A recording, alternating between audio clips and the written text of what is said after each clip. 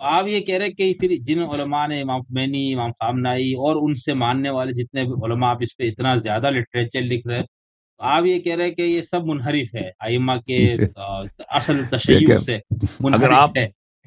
اگر آپ آج سے 50 سال پہلے جائیں نا، تو عالم میں، پورے عالم میں ایک بہت بڑی تحریک زور شور پہ چل رہی تھی، اور وہ تھا کمیونزم کا تحریک. کمیونزم کی جو تحریک تھی اس کا سینٹر جو تھا ماسکو تھا، اور اس کے برانچز ہر جگہ میں تھے. کمیونسٹ پارٹیز جی ہندوستان جی، میں تھے، کمیونسٹ پارٹی آپ کے انڈونیشیا میں تھا، امریکہ میں تھا، ایران میں. میکسیکو، ہر جگہ میں کمیونسٹ. لٹریچر کتنا چپتا تھا اس کا، بے انتہا لٹریچر چپتا تھا، کتابیں چپتی تھیں.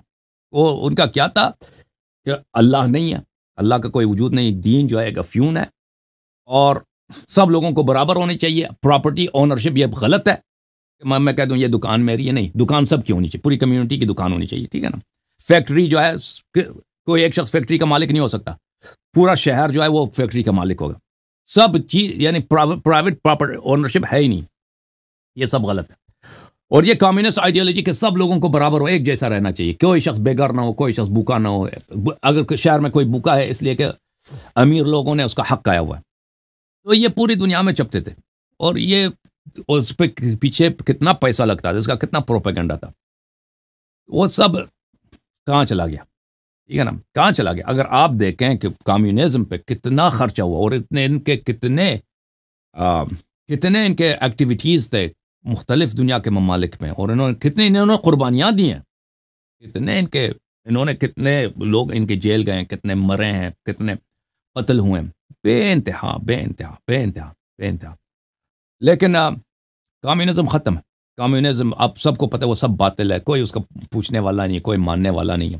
اب جو ہے، ٹھیک ہے، حکومت ایران کے پاس پیسے ہیں، اور شیعوں پہ ان کی گرفت بہت ہی مضبوط ہے. یعنی عالم تشیع میں ایران کے مخالفت کرنا بہت ہی مشکل کام ہے، ٹھیک ہے نا. شیعوں میں، وہ چاہے کوئی ایران میں تو ناممکن ہے، ایران کے اندر رہ کے آپ حکومت ایران کی مخالفت کریں. ایران کے باہر آپ حکومت ایران کی مخالفت کریں تو ان کے اتنے پروپیگنڈے کے اتنے مختلف طریقے ہیں کہ وہ آپ کوئی شخص ان کا مقابلہ نہیں کر سکتا، مگر یہ کہ وہ سیکولر بن جائے، بے دین ہو جائے نا. شیعوں میں پھر وہ نہیں رہ سکتا، شیعوں میں اس کا رہنا مشکل ہو جاتا ہے. یہ اتنا ان لوگوں کا صحیح. سخت گرفت ہے شیعوں پر عالم، اور یہ بہت بڑی مصیبت ہے، ایک بہت بڑی ٹریجڈی ہے. اور جس تشیع کو یہ پروموٹ کر رہے ہیں، اور جس طرح لوگوں کے ذہنوں میں پھیلا رہے ہیں، وہ بالکل مذہب اہل بیت علیہ السلام سے مختلف ہے. وہ ایک بنی عباس طرز کی تشیع ہے، اور زیدیت طرز کی تشیع ہے، جو بالکل حکومت ایران کے اپنے سیاسی مصالح پہ مبتنی ہے، نہ اہل بیت علیہ السلام کی تعلیمات پر. جی سر. نہیں تو آیت اللہ سستانی وغیرہ تو اس نظام کو نہیں مانتے نا.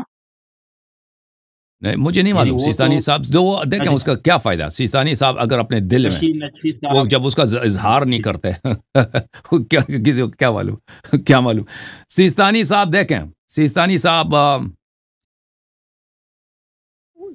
صاحب کی جو پالیسی ہے، دیکھیں مرجعیت، وہ اپنی مصلحت کو دیکھتے ہیں. یہ مرجع بہت تیز ہوتے ہیں، ان کے لیے سب سے اہم چیز جو ہوتی ہے اپنی مرجعیت ہوتی ہے. سیستانی صاحب کے جو وکیل ہیں، سیستانی صاحب کے جو کلوز لوگ ہیں، دیکھیں، وہ اگر آپ ان سے کوئی انقلابی شخص حکومت ایران والا ملے نا، وہ نمبر 1 انقلابی ہوتے ہیں اس کے ساتھ نمبر 1 انقلابی ہوتا ہے. اور اگر ان کے ساتھ کوئی ایسا شخص ملے جو حکومت ایران کو نہیں مانتا، تو انہی کا رنگ وہ لے لیتے ہیں، کیونکہ ان کا ہدف یہ ہوتا ہے کہ میکسیمم ان کے پاس مقلد ہو، میکسیمم نمبر میں ان کے پاس مقلد ہو، میکسیمم، اور بالکل یہ متنازع نہ ہو، سب لوگ ان کو مان لیں. سمجھ میں آ رہی نا؟ سب لوگ ان کو مان لیں. تو اس لیے وہ کوئی ایسی پوزیشن کبھی نہیں لیتے کہ بھائی کہ ان کا کہ کچھ لوگ ان کو چھوڑ دیں.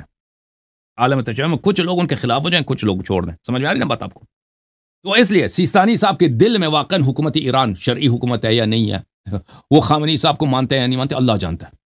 یعنی ان کے بیانات سے تو کچھ نہیں پتہ چلتا، ان کے جو پبلک سٹینڈ ہے اس سے تو کوئی مخالفت نہیں نظر آتی نا، بلکہ وہ مختلف مقامات پہ دوستانہ پیغام بھی بھیجتے ہیں.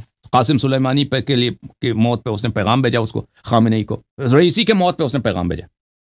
حالانکہ دیکھیں عام لوگ شاید رئیسی کو بہت چیز سمجھتے ہوں، لیکن علماء کو تو پتہ ہے نا، پرانے علماء کو رئیسی کیا چیز ہے.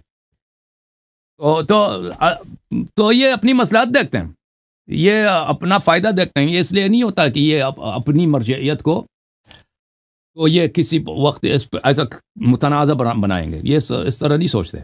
کیونکہ ان کے پاس جو پوزیشن ہے ان کو بخوبی پتہ ہے. سیستانی صاحب کو پتہ ہے, انہوں نے اپنے سامنے دیکھا شریعت مداری صاحب کے ساتھ کیا ہوا ہے, منتظری صاحب کے ساتھ کیا ہوا ہے, یہ جو بڑے بڑے مرجے تھے, ٹھیک ہے نا.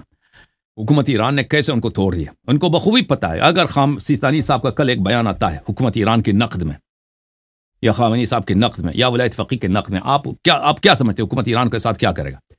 شرق و غرب عالم سے پروپیگنڈا شروع ہو گیا کہ سیستانی پاگل ہو گیا, یا سیستانی جو ہے یہ اس کا اپنا بیان نہیں ہے, اس کا بیٹا جو ہے ایجنٹ ہے. اس طرح کے کسی نہ کسی طریقے سے اس کو نیچے لائیں گے, اس کو ایسا دبے دار بنائیں گے نا, پھر وہ اپنا دفاع بھی نہیں کر سکے گا.